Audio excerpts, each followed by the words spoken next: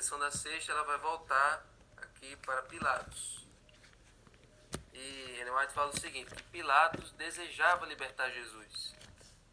Né? Isso é nítido. Quando a gente estuda esse julgamento Eu não de sei Pilatos pra nos você, três. né? Pra não ficar cortando. Tá cortando para os demais? O áudio tá cortando? Agora melhorou. Não. O meu tá não, o meu tá. Deixa eu ver aqui se tá... Tá não, Davi, eu acho que era só um problemazinho, hoje tá on. Pronto, acho que eu aumentei agora o microfone. Ficou melhor? Ô, bênção. Tá ótimo. Eu acho que é também o final. É a internet. Dessa internet. Tranquilo, Então, pode ir.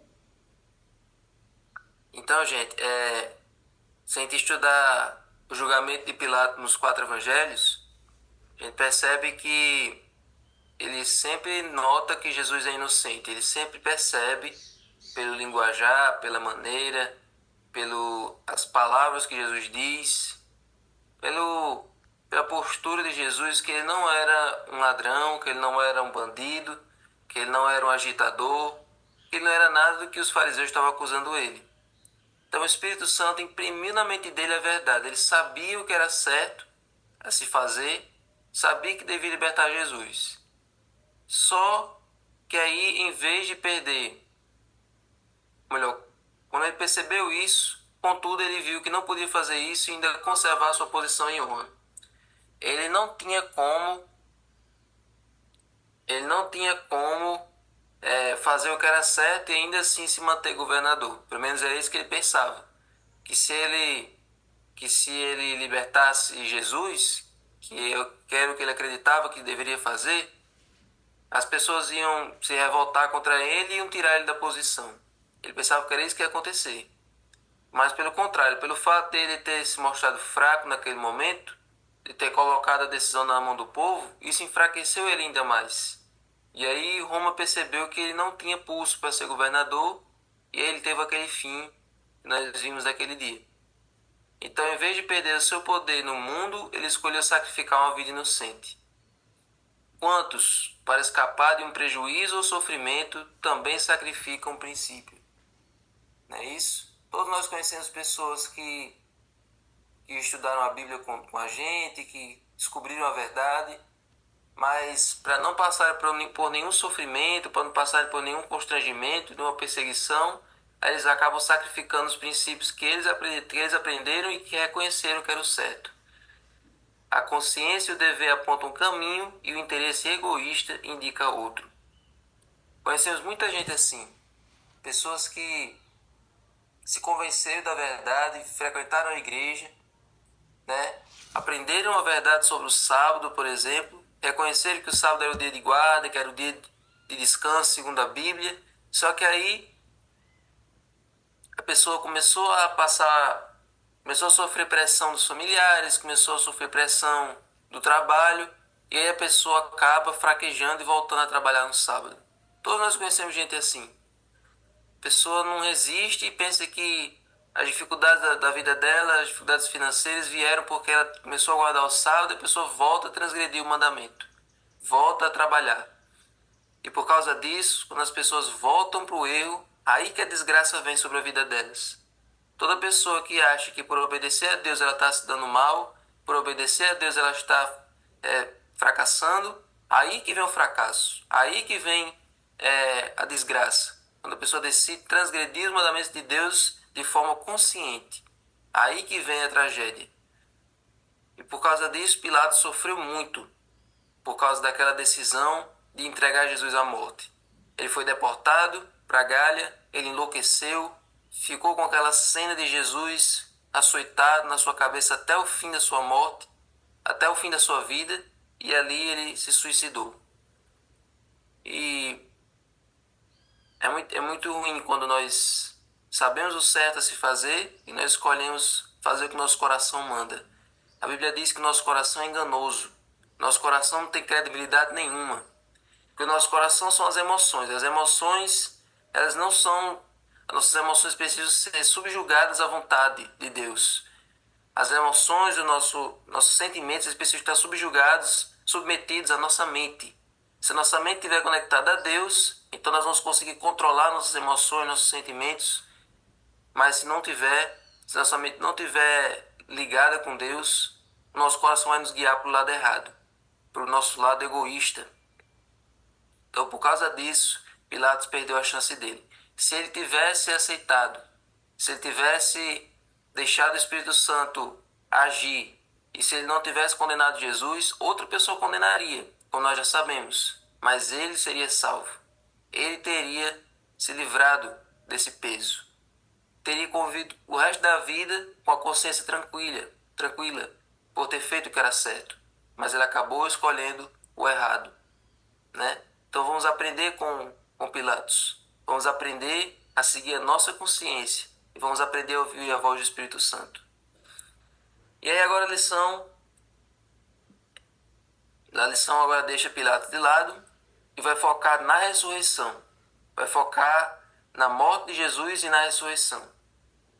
Cristo, ele não entregou a sua vida antes que realizasse a obra que viera fazer, e ao morrer exclamou: está consumado.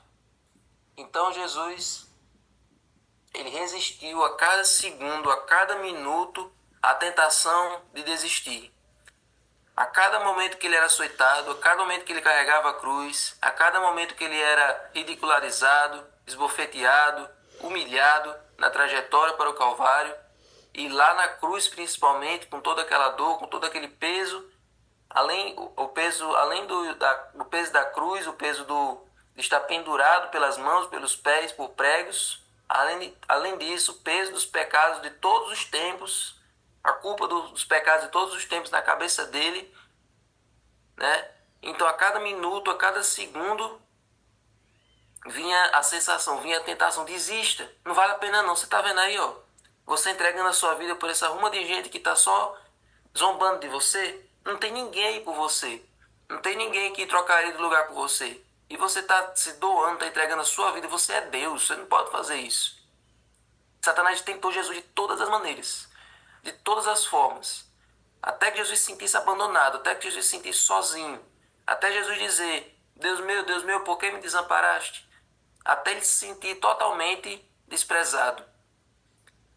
Mas Jesus aguentou até o fim. Ele disse: não, eu vou cumprir a obra, eu vou cumprir a missão que eu vim fazer. Eu vim salvar essa humanidade, por mais que ela não mereça, por mais que ela não tenha nada que justifique esse meu sacrifício.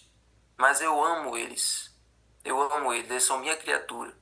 Por mais que eles sejam as criaturas mais sem futuro, mais insignificantes do universo, mas eles são a minha imagem e semelhança.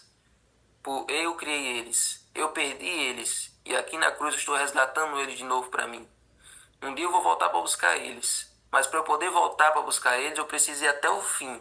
Isso aqui. Eu preciso aguentar aqui até o último segundo. Eu não vou desistir. E assim, até o último segundo ele foi resistindo àquela dor, foi resistindo ao sofrimento, foi resistindo ao peso de cada pecado. De cada pecado. Se você pensar em todos os pecados que existem, todos aqueles que a gente sente culpa, todos aqueles que as pessoas não sentem culpa, os pecados mais hediondos de todos os tempos, tudo isso caiu sobre a mente de Jesus como se ele fosse o culpado de tudo. Imagine, se você às vezes não aguenta o peso na consciência de um pecado só que você comete, imagine o peso de trilhões de pessoas, centilhões de pessoas na sua cabeça, desde Adão até a última pessoa que vai nascer. Então ele resistiu tudo isso. E quando ele percebeu que já estava, agora, ali a poucos segundos ele ia entregar a sua vida, aí agora ele disse: está consumado. Agora sim acabou, finalmente acabou. Ele tinha ganho a batalha. Amém. Sua destra e seu santo braço haviam alcançado a vitória. Como Amém. vencedor, ele fixou a sua bandeira nas alturas eternas. Que alegria entre os anjos! Todo o céu triunfou na vitória do Salvador. Satanás foi derrotado e sabia que o seu reino estava perdido. Amém. Então, amigos, no momento em que Jesus deu a sua vida, o céu comemorou, o céu entrou em festa. O pai estava chorando por não poder dar aquele apoio ao filho naquele momento, por ter que deixar o filho sofrer até o último segundo, mas ao ver ele morrendo e tendo cumprido a sua missão, todo o céu entrou em festa, porque agora Satanás estava derrotado finalmente e a raça humana teria a chance da salvação agora concedida a todos. Então, naquele momento, Satanás soube que perdeu. Satanás sabia que naquele momento ali não tinha mais para onde ir.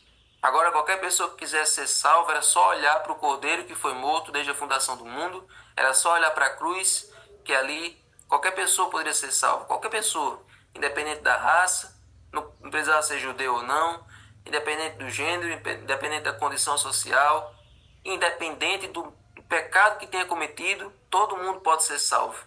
Todo mundo tem a chance de salvação. Não é para uns eleitos, não é para alguns que foram predestinados, é para todos. Então Satanás agora viu que o seu reinado estava acabando e agora ele sabia que pouco tempo lhe resta. Agora ele sabe que pouco tempo lhe resta. E olha, tem uma frase aqui que diz assim: para os anjos e os mundos não caídos, a frase está consumado teve um profundo significado. A gente pensa que essa frase é poderosa só para nós, mas para os outros habitantes do universo também, porque a obra da redenção agora havia sido realizada tanto para o nosso benefício quanto para o benefício deles. Você pensa, mas se nos outros mundos, né? Se nos outros mundos não existe pecado, né? Porque a gente sabe que, pelo Espírito de Profecia, nós sabemos que foi colocado uma árvore da consciência do bem e do mal em cada planeta, em cada lugar desses, onde tem os habitantes dos outros mundos. Só que eles resistiram, eles não caíram no engano de Satanás, até porque eles viram o que aconteceu com o nosso planeta, eles resistiram e depois a árvore foi retirada do planeta deles. Né? Eles passaram no teste. Só que eles convivem com a nossa realidade. Eles assistem de longe o que está acontecendo no nosso planeta e eles sentem pena dos seres humanos, eles sentem vontade de que tudo isso acabe. Então, no estar consumado de Jesus, foi um alívio tanto para nós como para eles. Porque agora eles sabem que o nosso mundo tem uma chance. Que as pessoas desse mundo que aceitarem o sacrifício do Criador, o sacrifício do nosso Redentor, eles podem ser salvos. Então, o universo suspirou aliviado. O universo festejou. O universo entrou numa festa, numa alegria sem fim, porque Jesus havia cumprido a sua missão e porque nós temos chance de salvação. Então, irmãos, nunca passe pela sua cabeça a ideia de que você não tem salvação ou de que você não está salvo. Às vezes, no evento assim da igreja, o pregador, né, o orador pergunta: quem aqui está salvo? E todo mundo fica: será que eu estou? Será que eu não estou? Você está salvo. A salvação foi lhe dada de graça. Jesus pagou para você ser salvo. Pagou com a vida. Então não tem essa ideia de você ficar com dúvida. Esse negócio de você ficar com dúvida se está salvo ou não, é Satanás colocando isso na sua cabeça.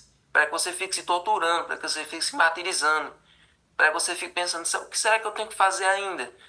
Eu não acho que eu estou pronto, eu não acho que eu mereço. Eu preciso fazer alguma coisa. Você não precisa fazer nada para ser salvo. Só aceite a salvação e o que você for fazer depois vai ser consequência disso. Às vezes a gente pensa assim, mas isso é tão simples de entender, né? Mas se você olhar a história da igreja, no começo, isso era uma coisa difícil de se bater o martelo. Vocês sabem daquela conferência que teve, a conferência da igreja, no começo da igreja adventista, que as pessoas ficavam, né, os líderes da igreja ficavam discutindo para saber como é que era essa questão da justificação pela fé. Né? Então uns defendiam que tinha que fazer alguma coisa para ser salvo. Ellen White e os outros defendiam que a salvação é de graça e que as obras são resultado, né, da salvação. No começo isso era muito difícil de entrar na mente dos adventistas, mas com o tempo o Espírito Santo clareou e colocou isso na mente de cada pessoa, de cada adventista. A salvação é de graça, a salvação é pela graça, mas é mediante a fé. Ela custou caro, mas agora ela está de graça para você. Você só precisa ter fé. Você só precisa aceitar. Não precisa fazer mais nada. As boas obras serão resultado do que você aceitou. Resultado da decisão que você tomou. Então aceite o sacrifício de Jesus. Aceite a obra que Ele fez no seu lugar. Aceite que só Ele pode purificar você, zerar a sua vida e lhe dar uma vida nova. Não apenas no dia do batismo, mas todos os dias. Um dia ele batizou você com água, mas todos os dias ele batiza você com o Espírito Santo. Então se santifique. Ame o seu Salvador a cada dia mais, para um dia você poder ver ele face a face e estar com ele por toda a eternidade. Amém? Vamos orar? Senhor Deus, muito obrigado, Senhor, por essa lição maravilhosa, por esse dia que nós estamos começando, esse dia da preparação, né? Pedimos a tua bênção, pedimos a tua proteção para nossas atividades no dia de hoje. Sim. E agora o Senhor nos capacita com o estudo do livro Serviço Cristão, em nome de Jesus. Amém. Pode arrochar. Amém.